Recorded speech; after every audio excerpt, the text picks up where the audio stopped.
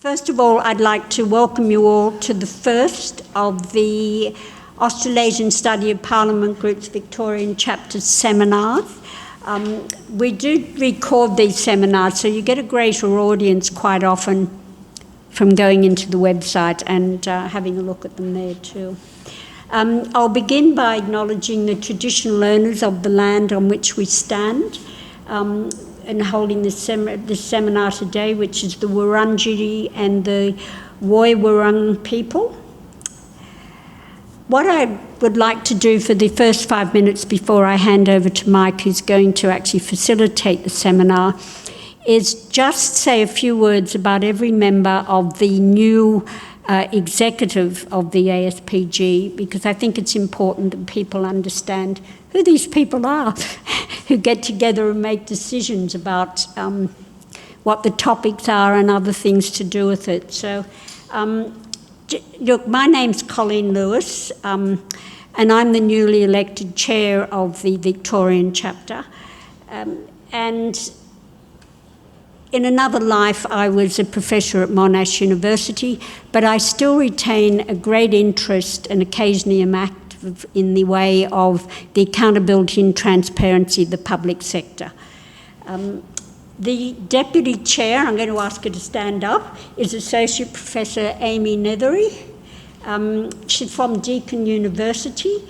Amy's area of interests are politics and public policy, with a particular focus on policy and parliamentary workplaces.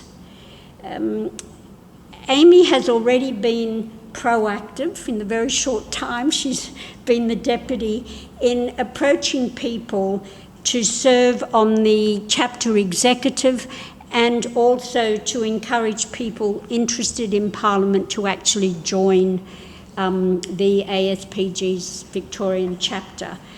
So thank you, Amy, already. Dr. Vaughan Coops, is Vaughan in the room?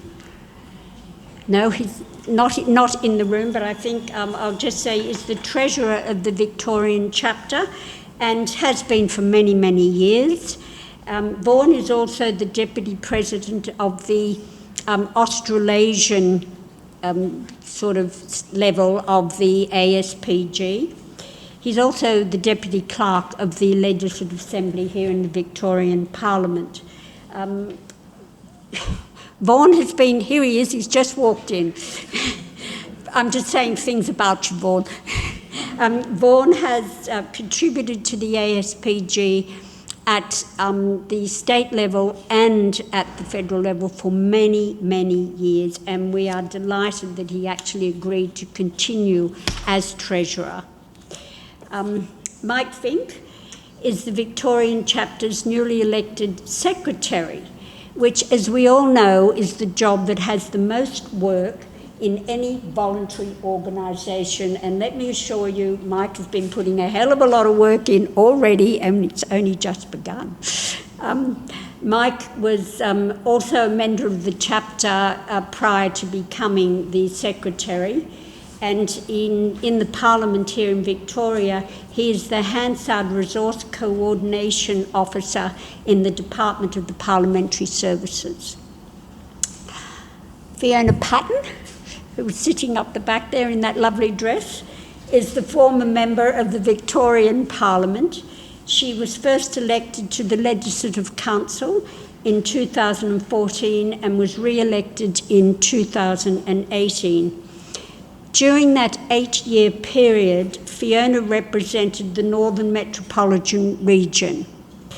I would also like to add that while serving in the Parliament, Fiona was highly respected by all sides of politics and by independents, and she still is. Her insider knowledge of the challenges and opportunities presented to MPs will be invaluable to the executive. Will Fowles, thank you, is the independent member of Parliament for Ringwood. He was elected in 2018. Will is particularly interested in matters to do with integrity in politics, meaningful action on climate change, Victoria's healthcare system, and the quality of the state's education system. As a serving Member of Parliament, his insight into the challenges and the opportunities presented to MPs will be greatly appreciated by the committee, and I think we have a lot to learn from Will. Associate Professor, I can't see Zare, where is he? Oh, he's over there, sorry. Associate Professor Zare Ghazarian works in the area of politics in the political department of Monash University, and he is a leading expert in the field. Zare's opinions are often sought by leading journalists, reporting on issues arising in state and in federal politics. And I'm sure any of you who listen to any shows on politics have already heard on many occasions Zare's very learned opinions, and will have been really impressed by the depth of his knowledge and also by the non-partisan approach he takes to any of the questions asked by journalists, which is not always the easiest thing to do.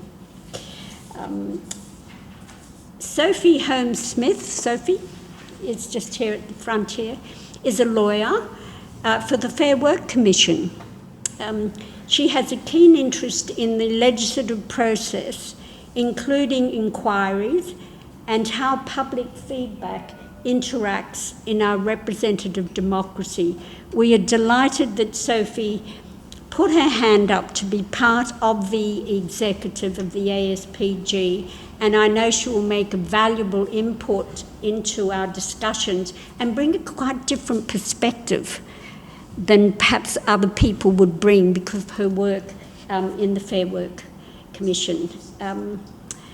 We are also very fortunate to have Phoebe Heyman. Phoebe, where are you? Hands up over there. Thank you, Phoebe.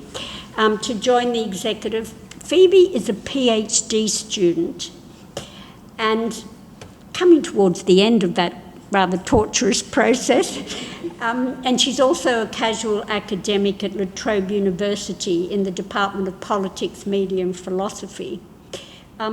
One thing I have learned over many, many years, and even supervising PhD students, is that they know more than their supervisor about the topic, and what they know is always current and up to date. So I'm really looking forward to the input that we're going to have from Phoebe at the executive level. I just thought it was important that everybody knew about the new committee, and I'm very, very excited to be a member of it. I'm now going to hand over to Mike Fink to introduce our panel members and to facilitate the discussion on AI at Parliament, transformation and opportunities. Mike, over to you.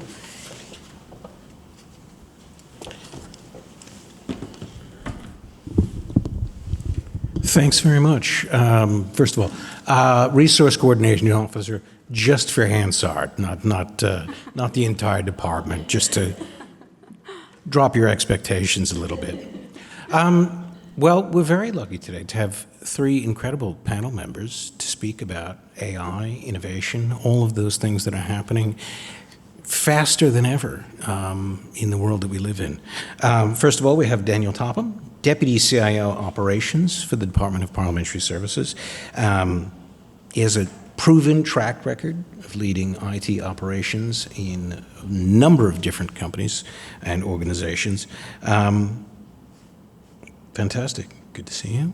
Caitlin Connally is a research officer with the Legislative Assembly Standing Committees, worked at Parliament since 2019, quite some time, in a series of increasingly senior roles. And if you haven't read her article, semi-recently published, within the last 2 years, year and a half, on the use of AI to basically facilitate deep understanding of the incredibly huge amount of archival information that's available to most parliaments. You should read it. It's very, very good.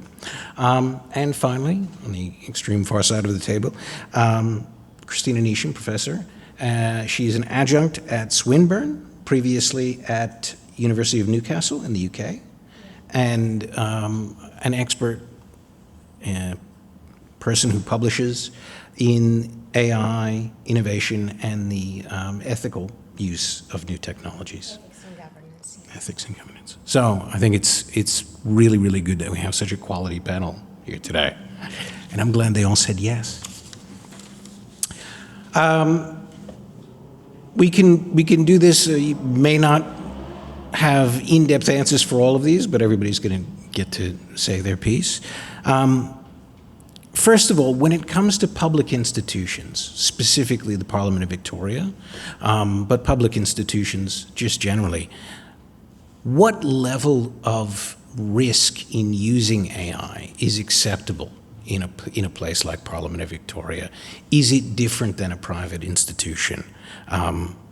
How is failure defined? How do you define a failure in the use of these technologies? And at what point and how should policy inform the use of AI? Great questions, I counted already. Where shall we start? Yep. First one to pick up a microphone. Sure. Okay. Is it on? Okay.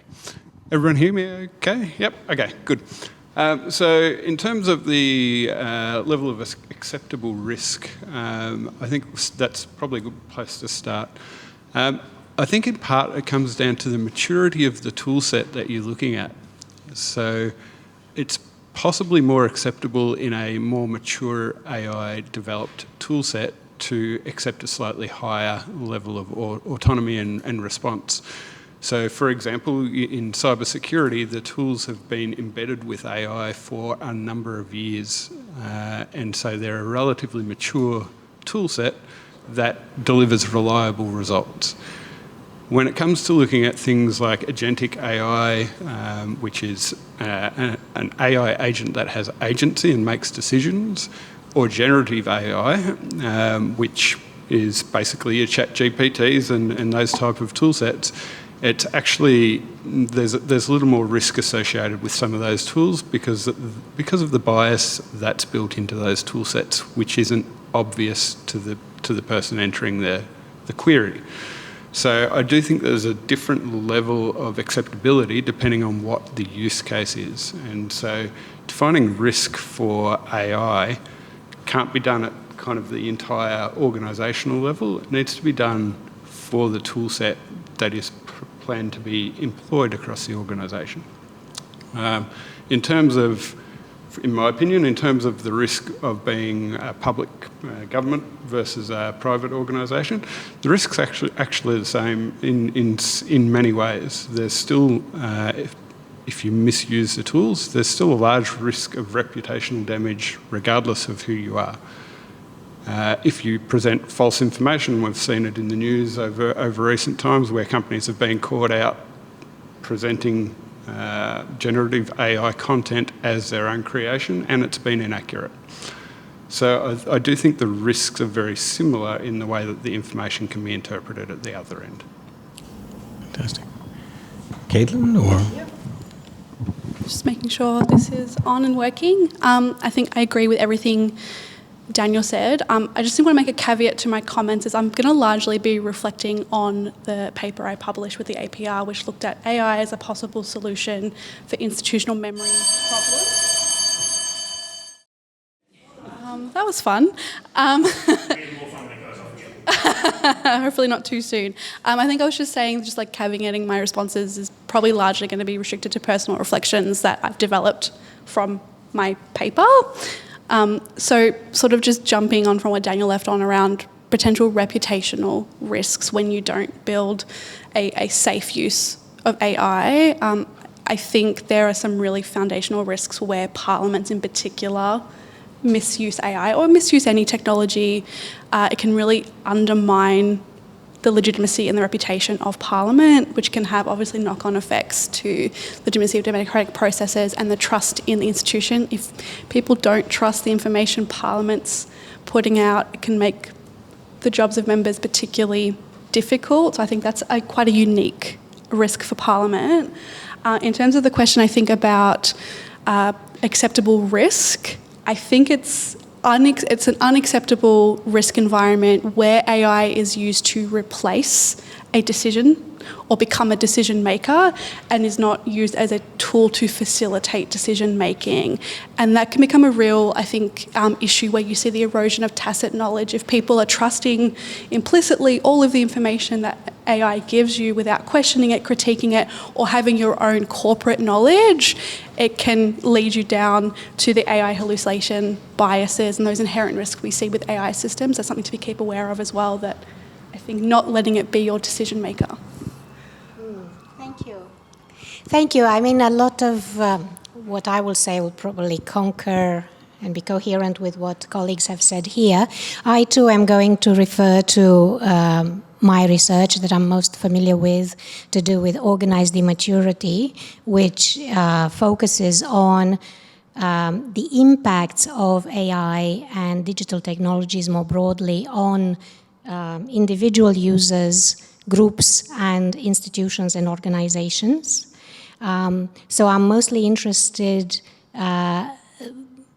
in reaction to using the technologies. I'm interested in how humans react and what the effects are on humans of the respective technologies. And one obvious risk that I see, of course, and you've touched upon it, you've mentioned it, is the over-reliance on the AI, the uncritical, unreflective reliance on what AI is telling us, to the point where it actually erodes our capacities for critical thinking, for reflective thinking, and also for ethical judgment. For me as an ethicist, the risks are basically around breaking or breaching principles of governance that are fundamental in the use of AI, and that is transparency, responsibility, accountability, and integrity. And hopefully, as the questions and answers unfold, I'll have a chance to elaborate on each one of them. So in terms of whether there are differences between public institutions and Parliament in particular. Wow. All right, so resuming, where were we? Okay, so in terms of whether there's any difference, I would say yes, there is a significant increased onus on public institutions, in particular parliaments, to pay more attention to the governance principles governing AI, because there is a clearer public interest, focus, and mandate for these institutions to uphold very high standards. So, I mean, from observing what happens in the private sector versus what happens in public institutions, I would say this is a crucial difference. And I would bring it down to logics, the difference in logics. I mean, the elephant in the room here is that AI tools are being produced routinely by organizations with a commercial logic. And they are clearly driven by a commercial logic. Now, this is not the same logic that drives public sector institutions and, in particular, any organization that has public interest at its heart, at its rationale, the reason of being. So I think we need to keep that in mind. Thank you. Okay. Just following on from that, do you think that there should be a minimum AI or agentic or LLM literacy in the staff before they start using these tools? Do we need to develop specialized verification skills for expert knowledge, particularly in a public institution? And is there an unearned trust that we're placing in these tools when they're embedded in platforms that we're already using, things like Microsoft? When we're already used to using a platform rather than having to go to another tool entirely, is that giving us a false sense of security? So going the other way around. Yes, so I would say first, you were talking about the... Sorry? Skills? Oh, the skills, yes. In the first generation of digital technologies, we were talking about data literacy. And now we are way past that. So increasingly, we're talking about algorithmic literacy. And I would say that some of that level of education and skills should be built in all users in order to critically reflect, be able to critically reflect and engage with AI in ways that, counteract negative impacts. So yes, I think skills are very important, but I will take an organizational view of this, an institutional view of this. I don't think it's imperative that each and every one of us should have expert knowledge of AI, how to use it, etc., etc. I think it's very much a matter of a team of experts in the institution having the knowledge and skills to curate AI tools and agents and select, adopt, adapt, customize, and even where the capacity is there to develop suitable instruments for the institution itself, and then take the role of training and educating other members of the institution to use these tools. And I was wondering whether, Daniel, would you be a lead of such a team in your institution? So, good question. We have an AI governance group that looks after all of the departments across parliamentary services. So there are a number of people on that from both the business and the IT technology space to help guide that approach. A bigger part for it actually comes down to the use case for the tool set. But when we're talking about generative or agentic tools, I think it's actually really important we start a conversation about creating a domain-specific large language model, which is specific to the context of parliamentary services. And it's not just limited to us in Victoria, it's parliamentary services kind of around the world. There is a different language and a different way of working in that public sector that isn't built into the current commercial AI models. And so if we start the process of coordinating across multiple parliaments to build that domain-specific large language model, we'll have a much better result and a much better capability coming from that across the sector.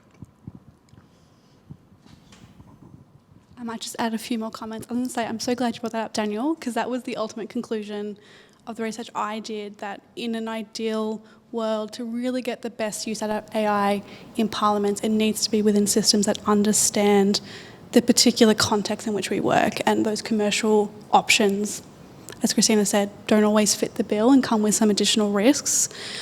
I think, though, there is, still a lot to be done in just basic training for staff. In my research, most parliaments were taking the common sense use approach, where they were allowing their staff to use open AI models such as ChatGPT, Copilot, or ones that are accessible to the public, and saying, well, you know when you should use it, you know when it's appropriate. But that often wasn't being accompanied with training on how to develop effective prompts. And I think the response you get back from those type of systems is only good as the prompt you put in. So I know there's been a recent push, particularly I learned this from ANSCAT, which I attended recently. That's where a lot of parliaments are shifting their focus around training staff on the general principles of prompt engineering, particularly if you work in the research space or the house space where you might be asking it those research-based questions, and that's often where there is more of a risk of hallucinations. There's a risk of bias that you might not be aware of without that basic knowledge, and I think it is at greater risk. I think it was a comment you made, Mike, where it's a trusted organisation like Microsoft that we're using in a bunch of other capacities. There might be some sense to, I'm going to inherently trust this because I recognise the Microsoft brand and I trust it's going to do right by me, but that's not always the case. I think the other flip of that, and it's a point I made in my comments earlier, I think there also needs to be knowledge and training in what you're using AI for. So, for instance, if you're very new to a role that has its own risk, if you're building your corporate knowledge or tacit knowledge or just the knowledge of the task at hand, for instance, parliamentary procedure is an obvious one in this context. If you don't have a moderate to strong knowledge of parliamentary procedure or committee processes, I think you can really easily slip into that over-reliance and not even realise it's happening because you don't have that internal capacity to check the response. Just following on from that, is there a best practice for utilizing agentic tools or large language models when it comes to examining such a huge archive of data? For instance, Hansard goes back 160 years here in Victoria. The style has changed over the time. The fact that there are women parliamentarians has changed over that time. So how do you examine a historical document of that size using tools like this without winding up with hallucinations or conclusions that are not correct? Yep, again, so another good question, but for me, there's probably a couple of parts to it. I think one of the training gaps that we miss with AI is around people needing to become editors, not authors. And not everybody has very good editing skills, so a lot of people read documents without actually taking account of what's really written in them and what the subtext is. So I think that's an important part of the training, is to help people become editors, not authors. And using that approach, they can then use alternative sources to validate their results, to validate their inputs, to validate their prompts, to make sure that they're actually, the results that they're receiving are accurate for the situation that you're inputting a query for.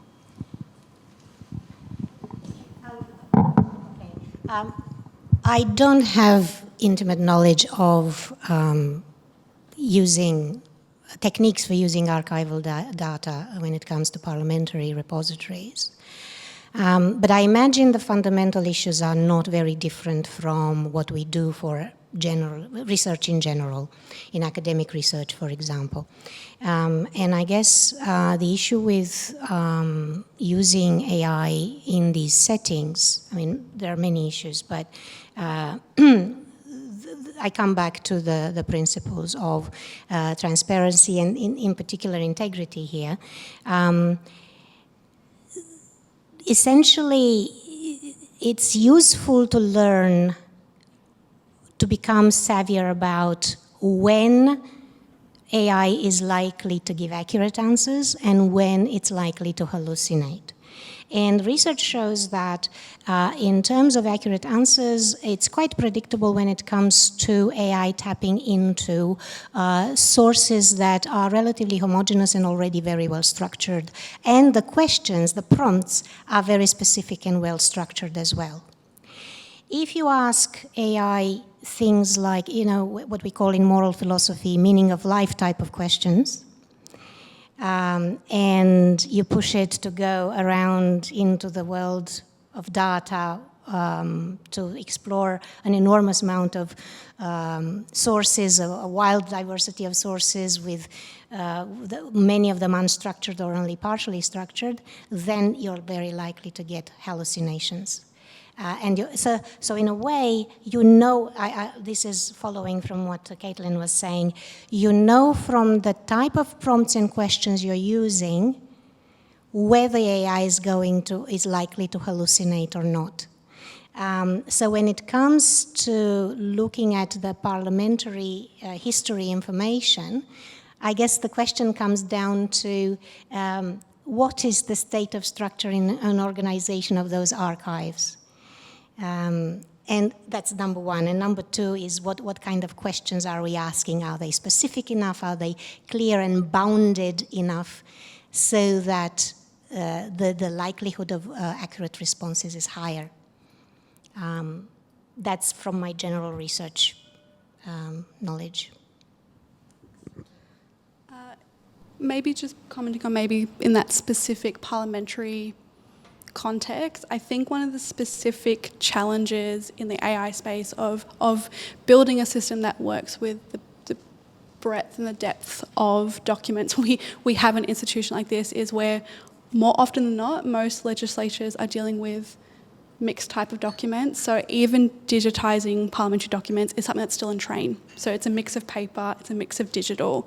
And I think when you're still in that process, then introducing an AI system can prove really, really difficult. So I would suggest that's probably one of the more immediate hurdles that legislatures need to think through before they may consider this next step. There's been, in other jurisdictions, particularly in South America, there's been a lot of work around building AI systems to offer a knowledge management system solution for parliaments where you can ask it to provide links to specific standing orders, rulings from the chair, or other procedural type documents to help assist parliamentary staff to offer procedural advice. And that's been a mix of Clerk AI. There are a few parliaments that are looking and trialling having an AI bot at the table with them to assist clerks make decisions with very mixed results. But I think the general trend and the general preference is that more knowledge management system where I can ask it, I need information on question time, and it will lead you to what are the current sessional orders, standing orders, what are recent rulings, and put rules around that. I think that seems to be the general preference around trying to manage the sheer volume of documents you might have with a parliament. So just on that, I know there's been some work here at Parliament on writing in plain English, and that's originally intended for a human audience, basically, because there's a lot of parliamentary language and jargon and technical terms that are maybe not well understood by the public.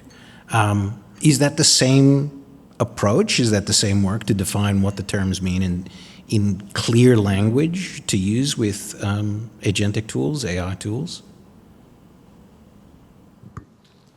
I think it's a hard one to answer because I think it depends on what you're asking of the AI. I think in general, yes, the clearer you can be with the prompt, perhaps the better results. But I suppose another issue we see in Parliament is like Daniel said, we have our own language, and behind that is a lot of implicit meaning that a human understands that an AI tool may struggle to understand. So I think it is preferential to move towards those more purpose-built systems that are built around the language of the institution and try and build understanding around those particular language points that only exist within Parliament, that we know what it means when we're here at Parliament, but might not have the same meaning as a plain language term or more broadly, and try and build a system around that. I know it's really difficult for the public systems to understand particular parliamentary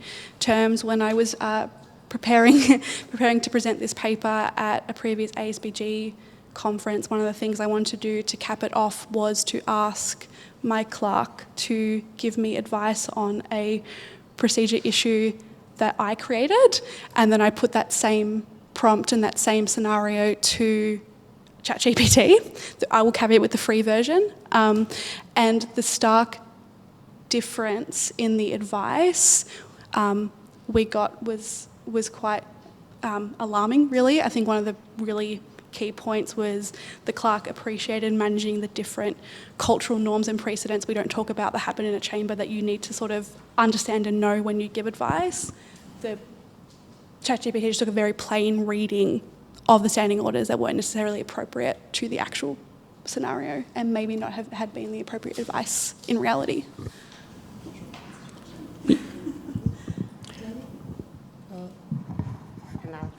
So yeah, again, that sort of speaks to the domain-specific large language model. So if we train the language model to know the definitions of our terms, to really focus on what it means in context, then the results that we get back are going to be collectively much more aligned to the outcomes that we're expecting.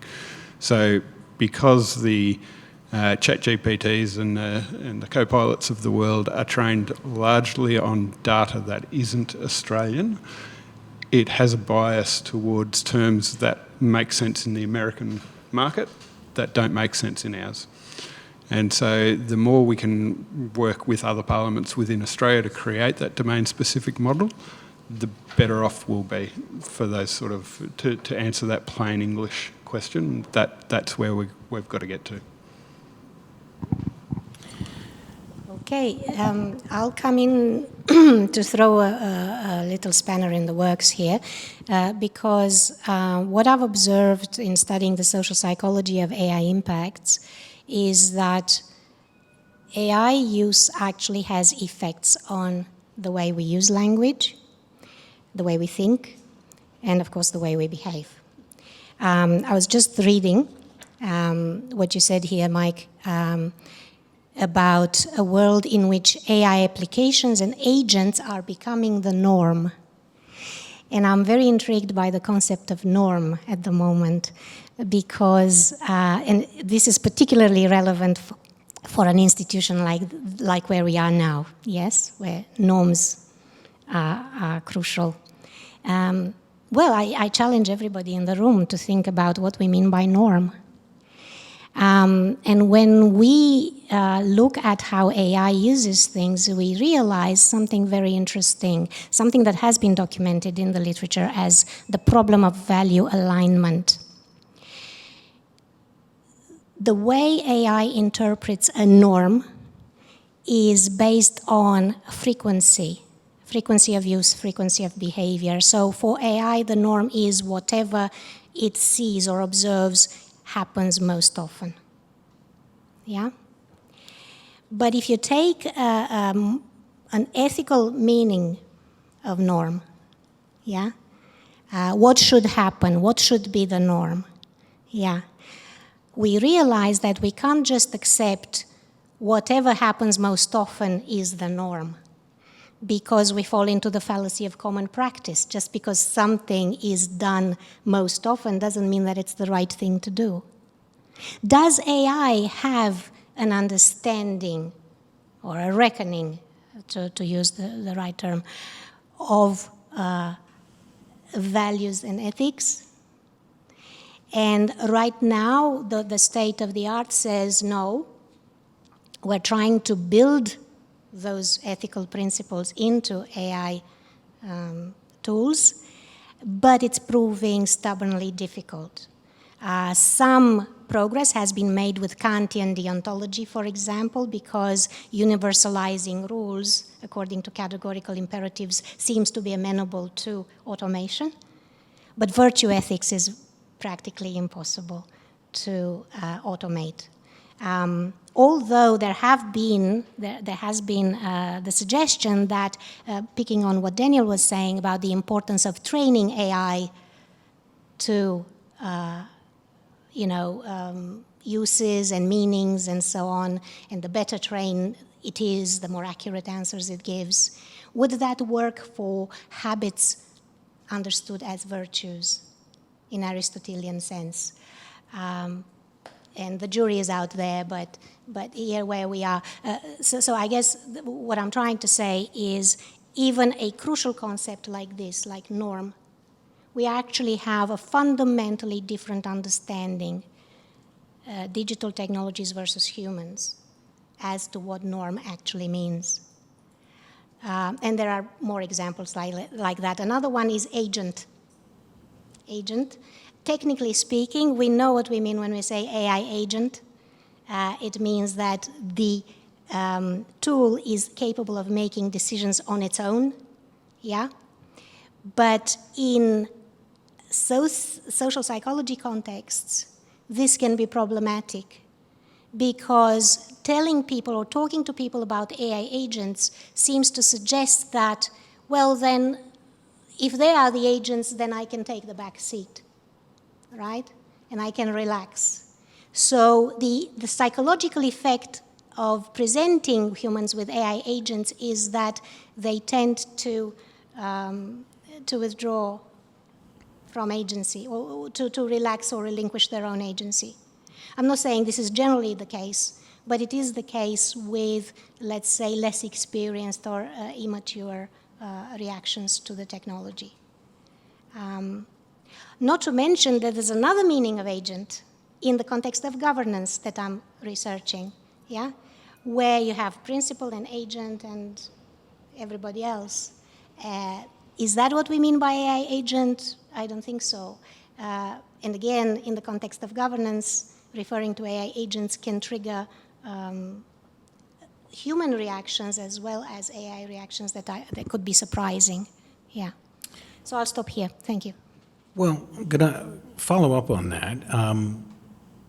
We're all pretty familiar with the fact that there are AI tools being used to filter job applications, for instance. And there was a particularly extremely viewed and contentious inquiry a few years ago that got a huge volume of submissions from the public. It exceeded anything that had happened previously, and they did use tools to try to identify sentiment within these submissions and categorize them so that they could filter through them a little bit more manageably. Is that the kind of thing that should be disclosed? Should all AI use be disclosed when it's being used in a public institution? Should there always be a right to appeal to a human? How do we make it clear when it's being used, and what are the implications of maybe not making that clear?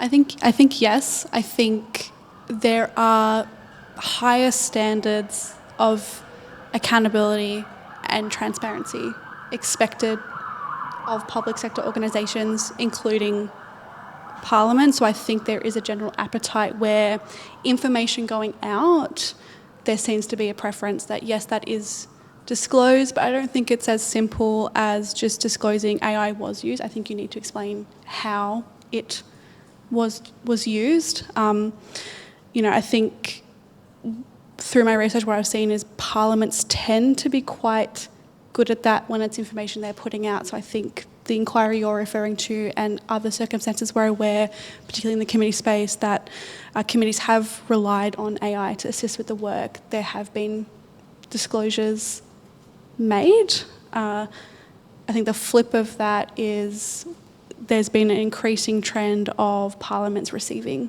information in various circumstances, but particularly in the committee space, that is drafted by AI, or AI is used to draft it. I think submissions is a really obvious one that's coming up a lot in literature as a particular cause of concern for parliaments, and there doesn't seem to be a standard response about whether parliament should be asking a submitter to disclose that their submission was generated by AI, or whatever the input is to the organisation. And as far as I'm aware, unless sort of that's been something that an author's chosen to do or they've been quote unquote caught, I haven't seen great use of disclosures around, evidence and things parliaments might receive. But I think it's a question we're grappling with, particularly that question of does it, undermine the legitimacy of a submission or whatever it may be. So I think, yes, there are ethical and moral principles that could be addressed or need to be addressed when you're looking at disclosures around the use of AI, but I think they're perhaps more important when it's an output we're putting back to the community. Okay. I come into this from an academic environment where, of course, the issue of crediting and assigning authorship properly is fundamental. So I tend to take a stringent view on this.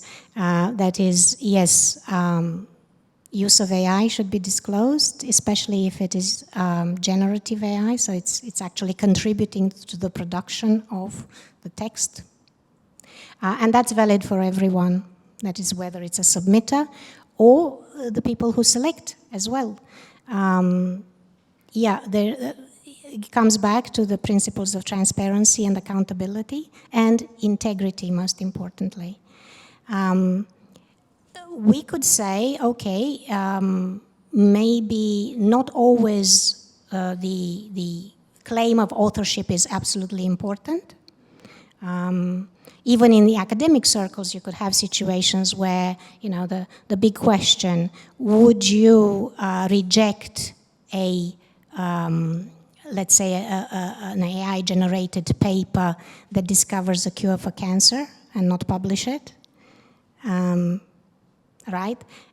Does it matter at the end of the day who gave the answer? But still, at the end of the day, it is important to disclose.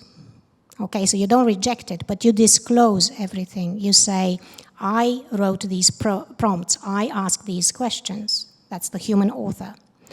And then AI did this and this and this and this in detail, yeah?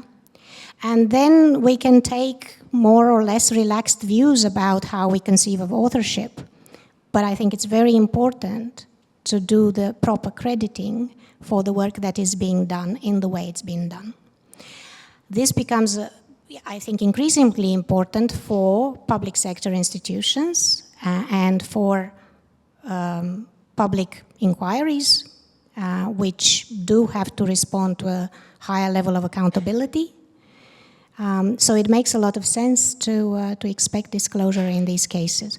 I would say when you have an organization with internal communications where routinely, you know, ChatGPT is embedded in everything that people do, we'll get to a point where having to always disclose and explain how it's been done becomes tedious. But I don't think in the examples you've given were there yet. So, yeah.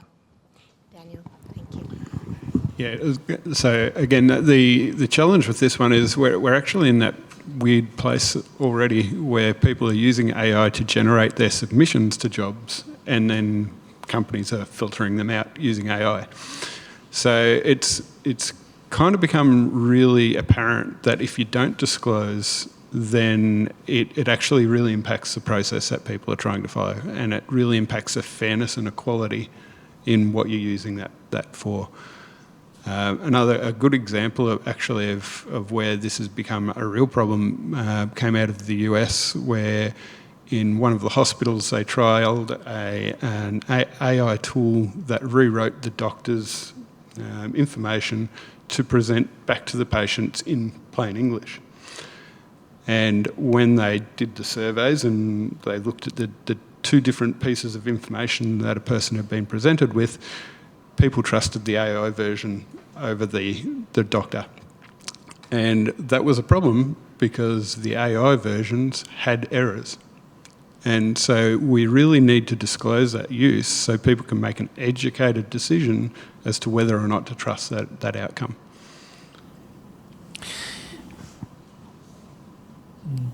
Do you think there are some skills that are at risk with the use of AI? I'm thinking specifically in the IT space of the fact that there are now jobs that used to maybe require a senior developer and two junior developers and are now being done with a senior developer with access to code-capable AI. Are there other things?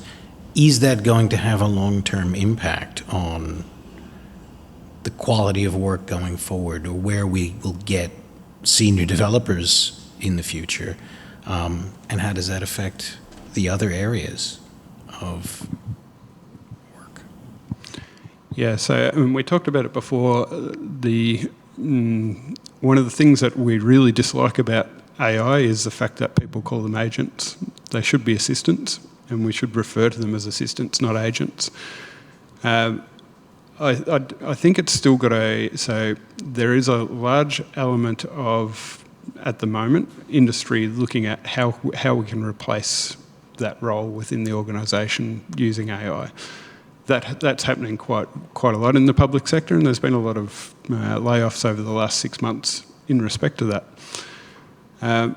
However, if you kind of look back through history, when the search engines first went online and we had Google for the first time and we were able to search encyclopedias and catalogues, it increased our capabilities in that space. It didn't replace what already existed. And so I think over time we'll get to a bit more of a level where it's yes, there will be AI agents or I should say assistants. There will be AI assistants that we will use to do some what would have once been considered entry-level jobs. Just means the entry-level jobs become a little different.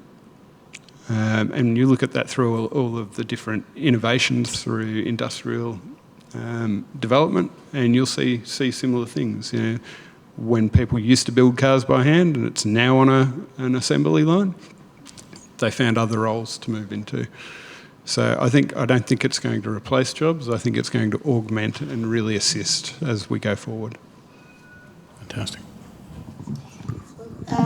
In the work that I have done with colleagues from the University of Zurich and Copenhagen Business School on organised immaturity, we focused on those studies and observations that show that the critical thinking of users over time has been visibly impacted by the use of digital technologies progressively into the latest generation of AI. And basically, why we talk about organised immaturity, because it's a systemic problem that has to do with an effect of infantilization of the human user. It was first noticed, I think Shoshana Zuboff signaled it in her work on surveillance capitalism, her book that she published in 2019, where she was talking about how the language used in the social media is basically the language of teenagers. Yeah, and of course the weird thing about it is that the people who engage in the social media are not teenagers. They are people of all ages. So what happens to their thinking and their language in that setting, in that environment? And increasingly, with the over-reliance and over-dependence on AI, the same phenomenon is observed at more extensive levels. That is, people's critical thinking and reflective thinking and capacity for moral judgment is being impaired. We're talking average, population. We're not talking about each and every individual, of course. We are different. We are all different. But largely speaking, if you're going to do a statistical study of how human critical thinking skills have evolved in the last 5 years, you will find some very interesting and maybe unpleasant surprises.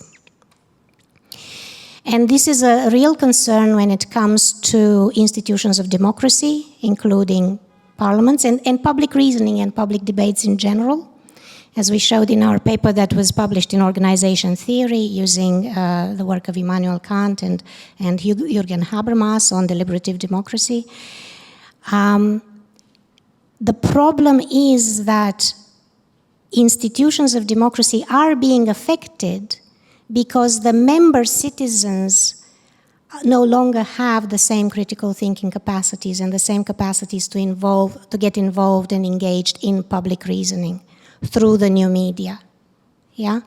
And these are serious concerns because no one needs to destroy democratic institutions, but they can be hollowed out if the citizens who populate those institutions are not mature enough to exercise their own cognitive and moral judgment in public reasoning, in deliberations and the whole political life.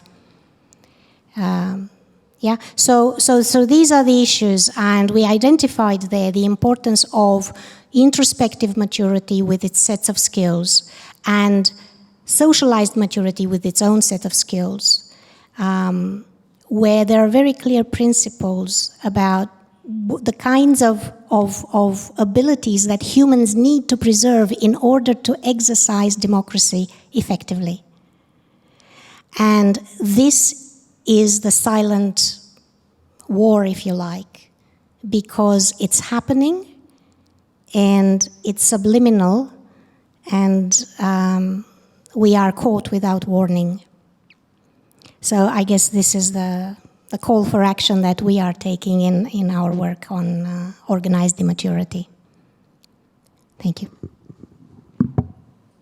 I think I agree with all of the comments made. Maybe looking at some of the long-term risks for ongoing organisational immaturity. Something that came out with my research in particular is that if you have that increasing reliance on AI, which isn't supplemented by generally building organisational knowledge, there is a real risk that you actually erode institutional memory in a way that's hard to get back. So I think one of the things my paper proposed was AI is a good tool for helping recall institutional memory and filling those knowledge gaps. But if you don't have trained staff, not just on the use of AI, but staff that understand Parliament, understand committee work, or even soft skills around research and writing and committees and other spaces, and they come in foot in the door immediately, really using AI as integral to their work,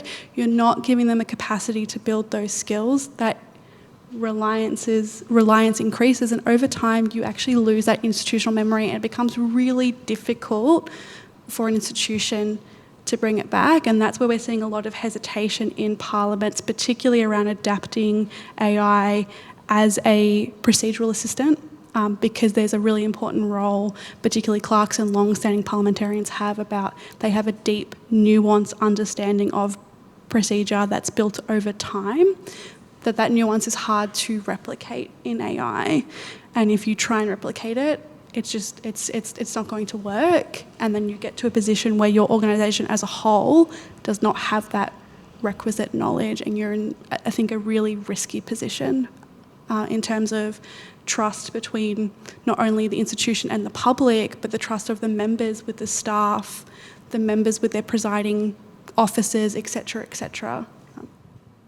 It sounds like what you're saying is something that was said earlier, which is that you need to have the deep knowledge enough to ask a specific enough question to get a correct answer.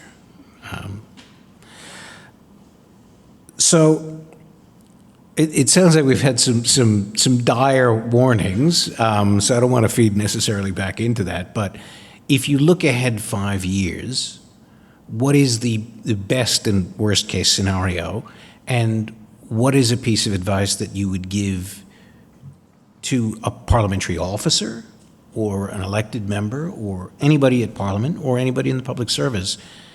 What is the thing that they can do that will most get us to the best case scenario in 5 years?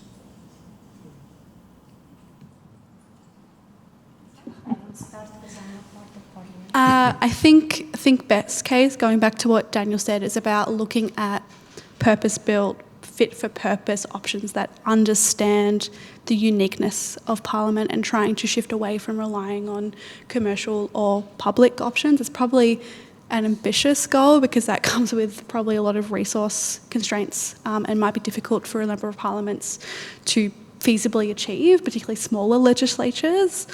I think worst case scenario is actually continuing with the trend as that common sense principle of trusting staff to know when and how to use AI, and not supplementing that with, at a minimum, AI prompt training or just some general principles training, letting staff just use ChatGPT without that, or use even Copilot without that.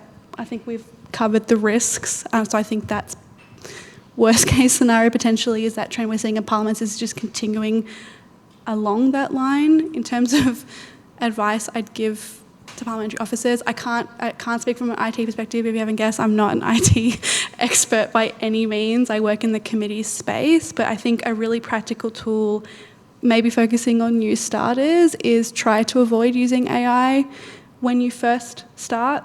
Resist the temptation. It shouldn't be the first step in a task or the first step of what you do, particularly in the research and writing space. It should be a tool to help you gather thoughts, for instance, or bring it all together. But I think I would suggest human involvement at the start, human involvement and decision-making at the end, and maybe to make it more efficient, think about AI in the middle.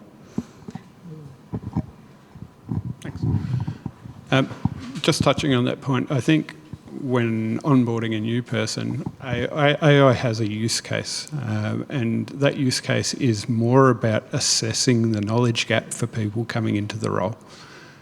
So we can use tools that, so when somebody starts, we need to train them in a new system, a new tool set.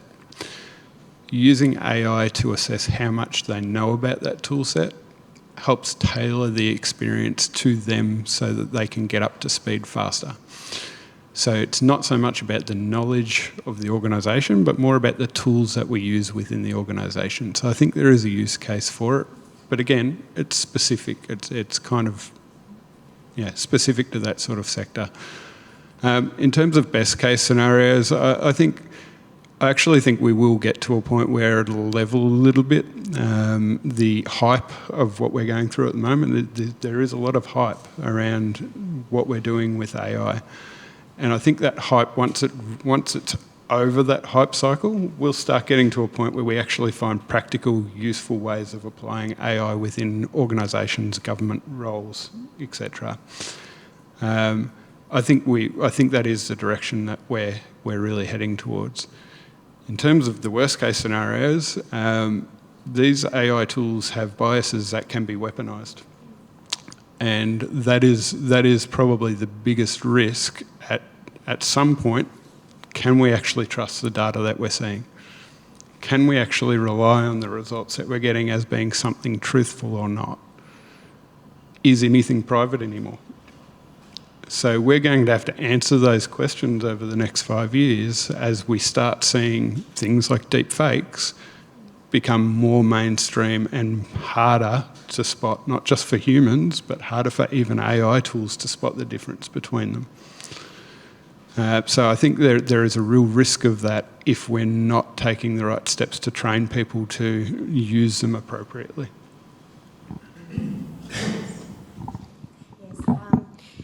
Yes, so in terms of best case scenario, yes, it would be about maturing, ourselves maturing a lot. And as educators and also educated people in using AI, the interesting thing is, you mentioned we're in a hype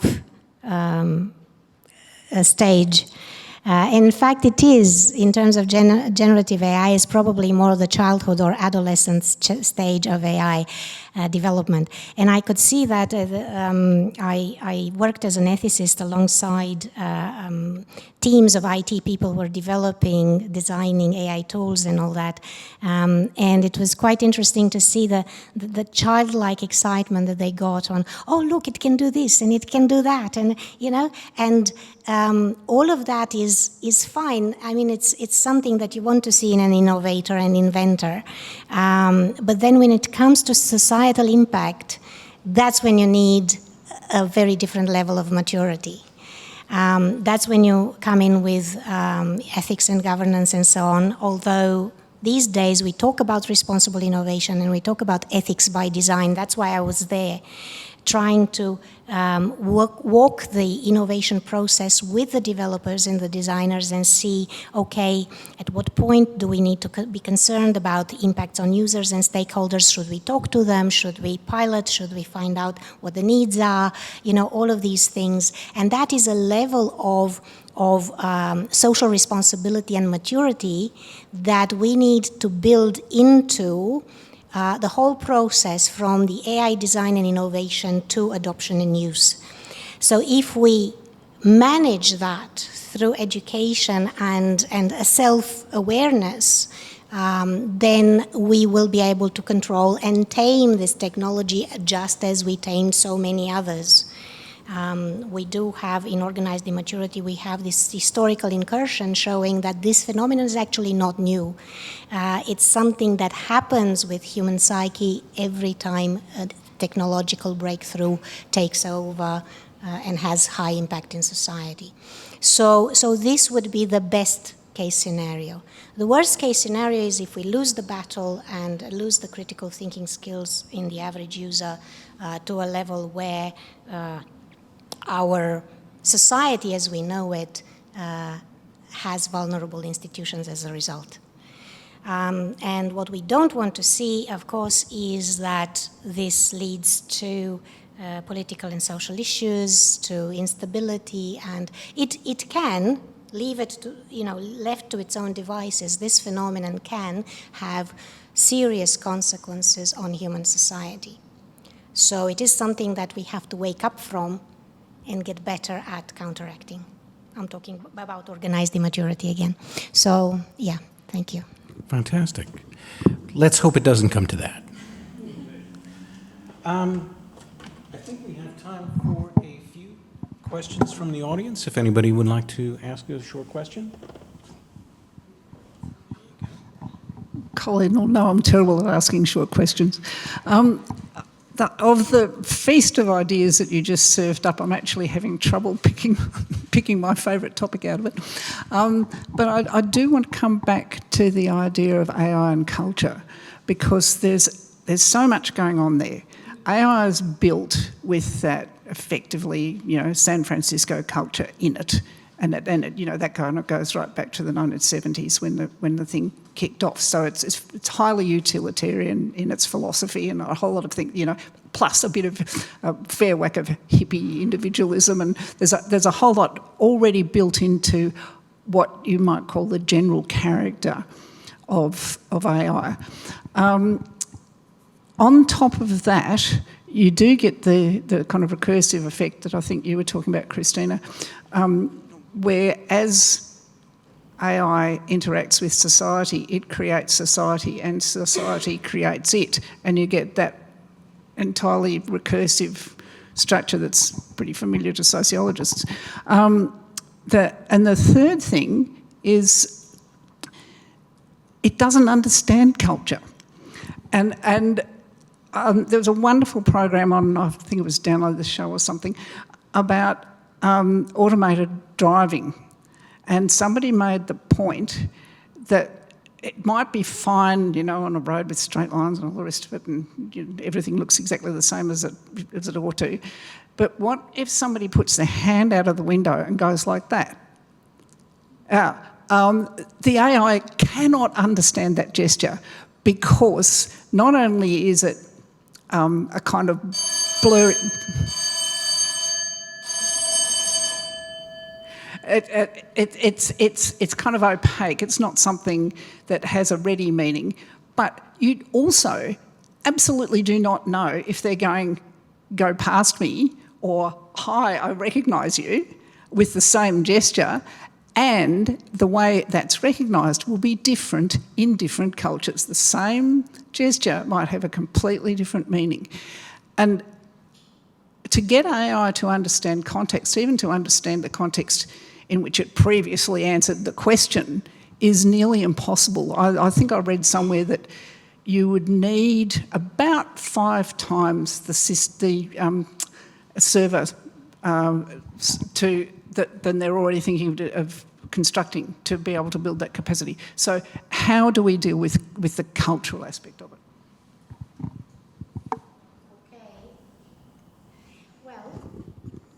Can I counteract this with a question? Should everything be for sale? We go to Michael Sandel, Moral Limits of Markets. Yeah, there should be blocked exchanges. On a similar logic, should everything be automated? Now, this is an ethical question. It's not a technical or other kind of question. It's an ethical question. So when I hear, Julia talking about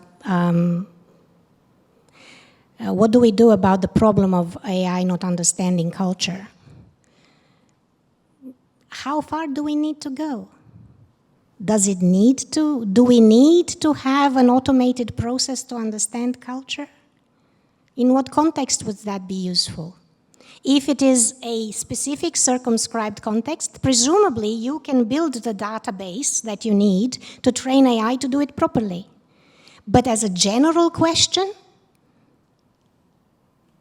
is it a meaningful question? Don't know. Oh, if you who want world domination? The AI designer wants world domination?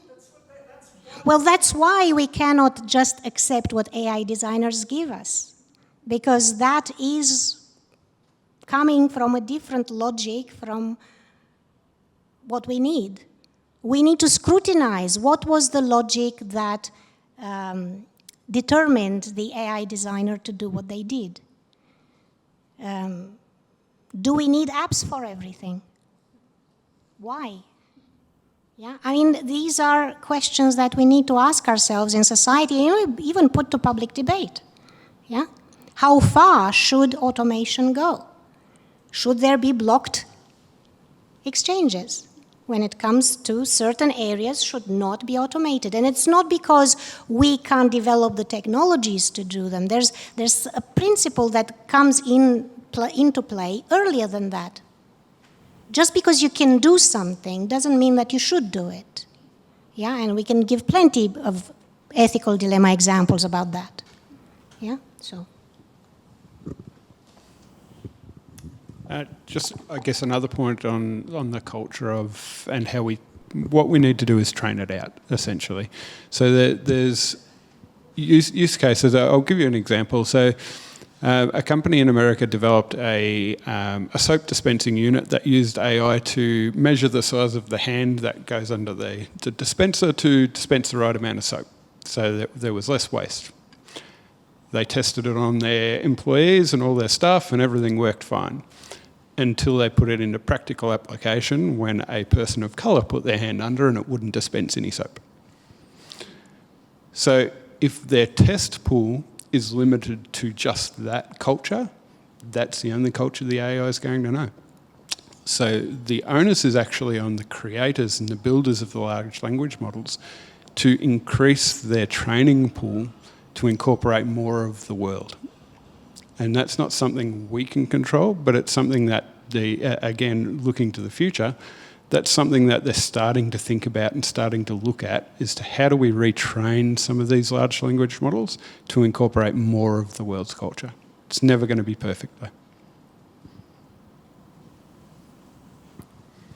All right. Oh.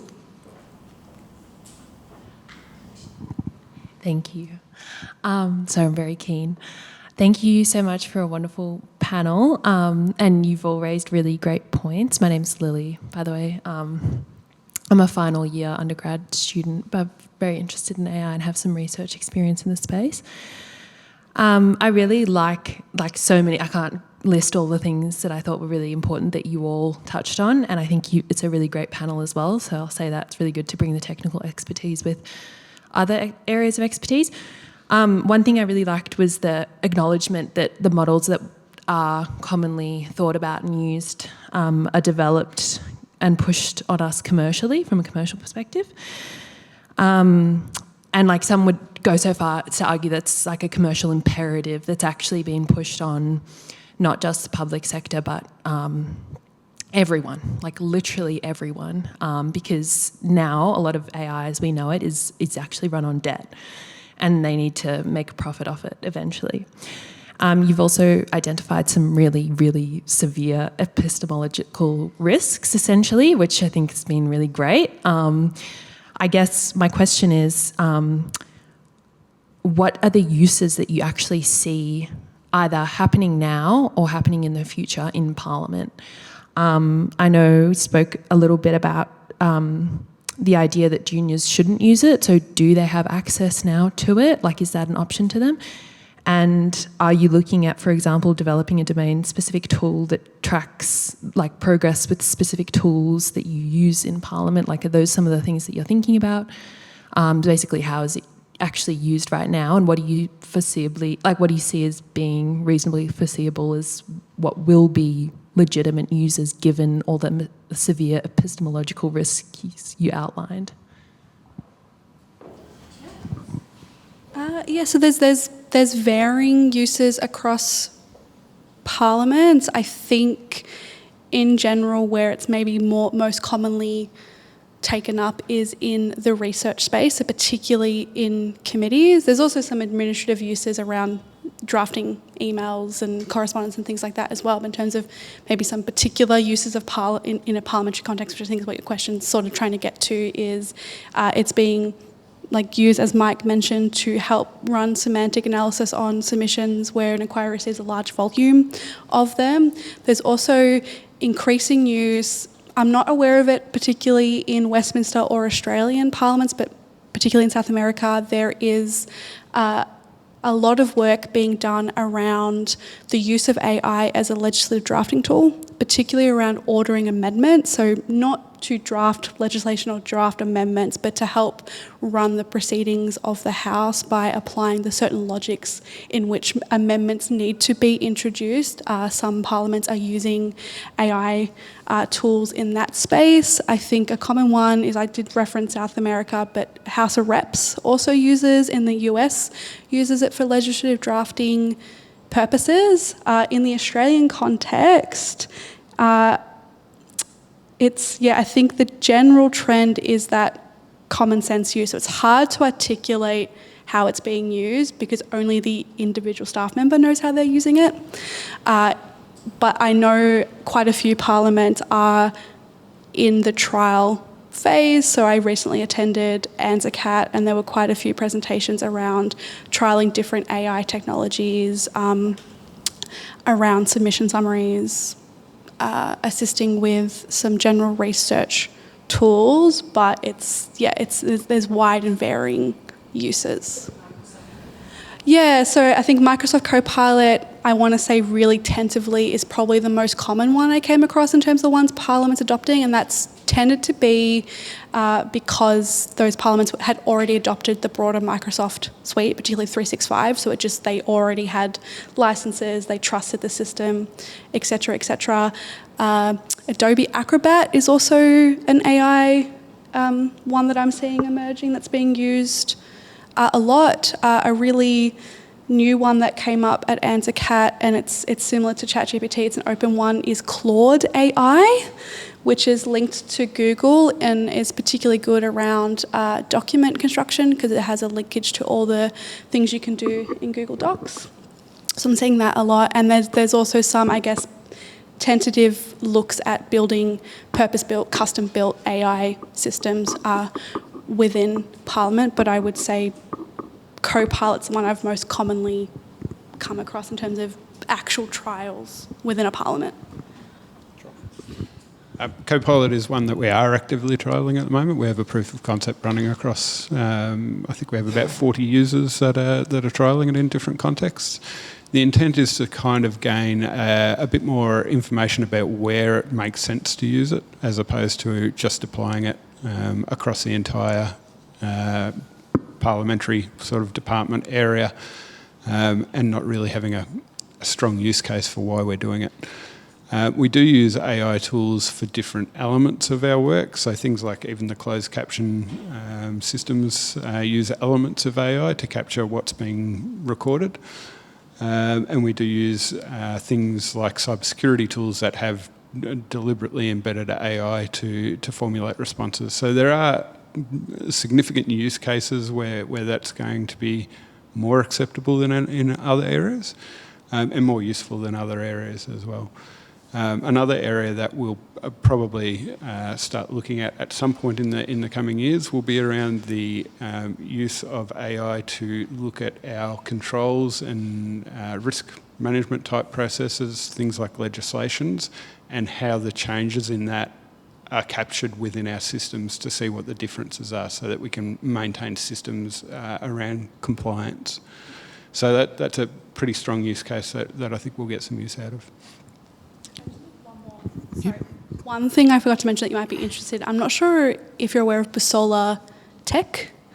It's a research institute, I think run out of Brazil, but this is where a lot of that South American research is. But they have a lot of open research around Parliament's reporting on their use of AI or any digital transformation, and it is an open library. So if you do want the North American, South American, and increasingly the European use of AI in legislatures, I would encourage you to look at Busola Tech because they're focused on digital transformation specifically in parliamentary contexts.